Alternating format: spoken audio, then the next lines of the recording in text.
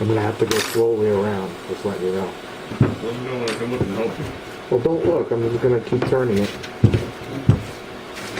I'm gonna go again, alright? Yeah.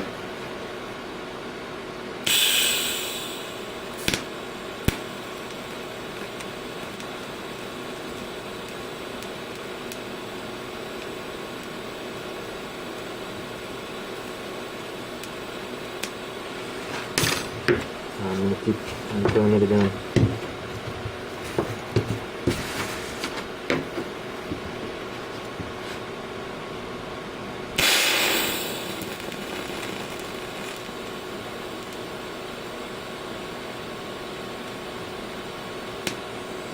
I'm gonna go again.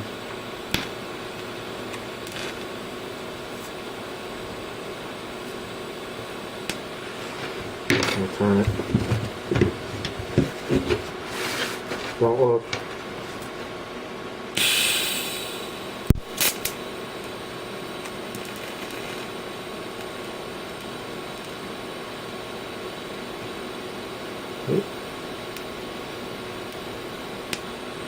One more.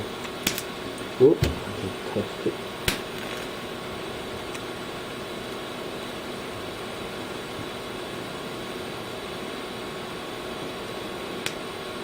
Hold on. 1 second.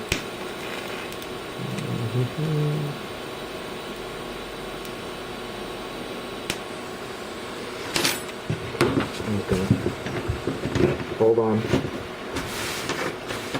Make it round.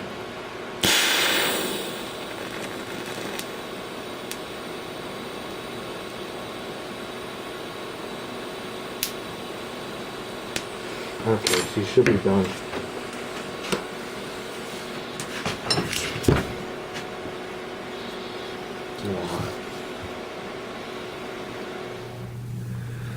Okay guys, we're back out here. We didn't realize how far this car has moved forward from all the testing yesterday, but we'll get into that.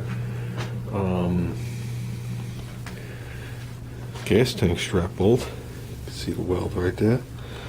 Okay, basically, I went to take one of them off, and the bolt was locked. And the thing twirled like a pretzel, put bends in it. So I went to the store, and I found the same amount of threaded area, give or take within a 1/4 of an inch. Ground the head off, then put it to a point. Then I cut the bolt accordingly after I straightened it, and re-put the threads on. Okay, now I'm going to go under there and put this thing in. So, and then we'll talk about what's going on. Okay, some quick updates. The original springs are sanded and painted. Okay, I did them with emery paper in my hand. I clamped a little pigtail in the vise. I just went to town at work. It was a little surface rust, but it's rust is the same. And I gave them like 3 coats, maybe 4 coats of rust reformer. That's it. That's all I'm leaving on there. We'll put them in straight up, just like that. No adapters, no nothing. And we'll see what we got. I know the car's going to react well. And 2 things to Ziggy. 1, thank you for the information from my friend. He wound up going with weld wheels. And the problem was, it's not the wheels. The people, sorry about the camera. The people want $1,000 to ship them. $1,000. And he's not comfortable with them to begin with. You know, with the company. He's not comfortable. There's just something that's making him very uncomfortable. It isn't even $1,000 shipping. He's just very uncomfortable because he's getting mixed reviews on the wheels. They say forged on them, but people are telling him they're cast. So he went with some weld wheels. He just wanted something a little different.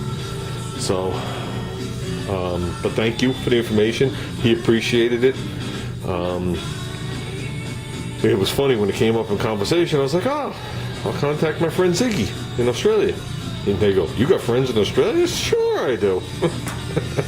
So thanks for that.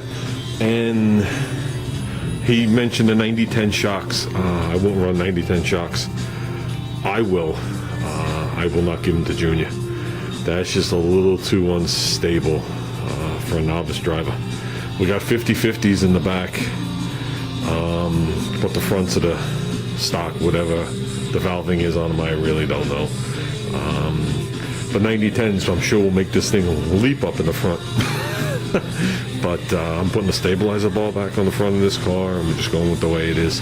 But I definitely appreciate the advice. We got the tank back in and blacked out. It'll tone down. Yeah, I took that pinto plate, I call it off. So I'm assuming that's there, so when you get rear-ended, it prevents the tank from wrapping around the rear differential. So we had to take that out.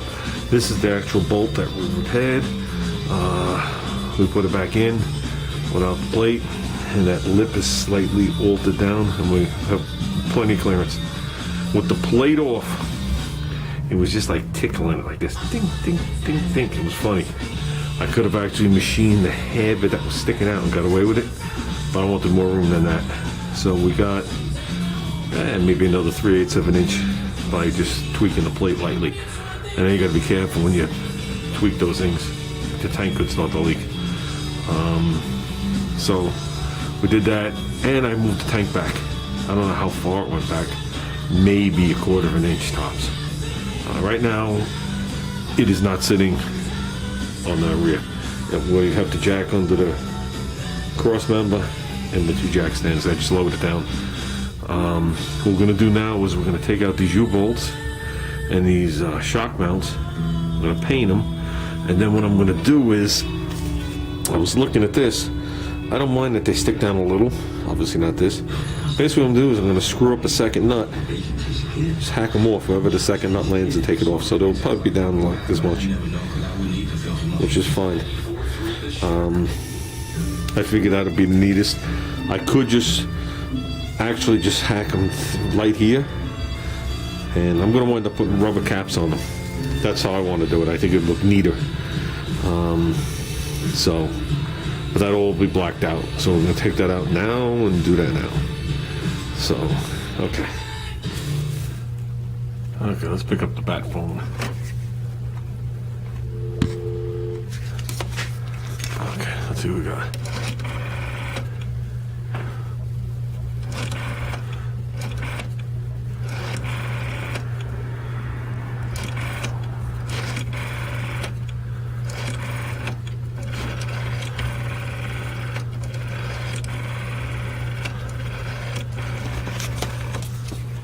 See if we can call it my welder. I need something welded.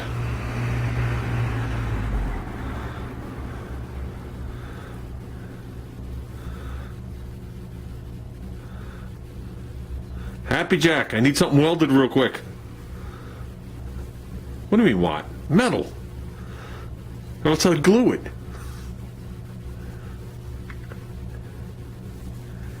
No, I gave you all the heat shrink tube. Are you coming out? Just the TIG stuff.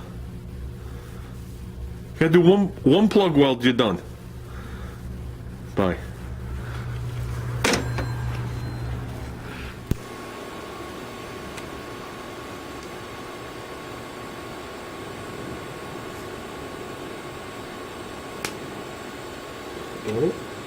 Okay. Hold on. I'm trying to see. Yeah, look how tiny it is. Christ. If that's intact. You want to go up the washer a little more? No, do you want to bend it to where you want?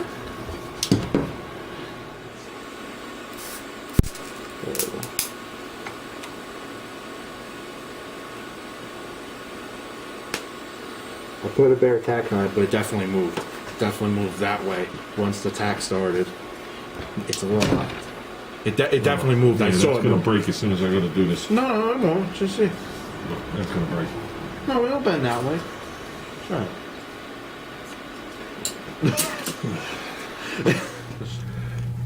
Okay, guys, I think that's enough excitement for one day. I pretty much accomplished what I wanted. Looks exactly the way it did when we came out, except the U-bolts are painted from the nuts up, as well as the base plate. Shock is mounted. Shock clears both these washers fine. The other side junior welded the washer on to space the shock out. That's how he did it. He tigged it on the inside so you couldn't see it. And the way the shock is sitting, the washers just, as I tightened it down, just started to make contact with the base of the shock. So we'll slide the shock back out and we'll just put a flat spot. We'll come down about that far. It'll be more than fine. And this is all good. So, as you can see by the way the rear is, I have a full load on the rear, or the springs, so if you want to word it, it's loaded. That's how you tighten U-bolts. Because it flattens the spring. Either that or you're trying to compress the spring flat, and you usually destroy the U-bolts before you get a flat surface. So, yeah, this side's done. I know you're not going to be able to see anything, but it's done. We just have to come in here. Like I said, we'll nip these off. I'm going to put nice little rubber plugs in there. I think that'll look nice. And the other side, so we move the car back again. The other side is complete. We moved it closer to this wall too. This side is complete.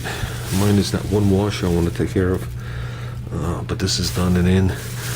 The tank is back in, undercoated, good to go. I got myself a fuel filter today. So we'll run that little line. And we're getting there. Definitely getting there in the back now. Now it's going to happen, hopefully, in leaps and bounds. So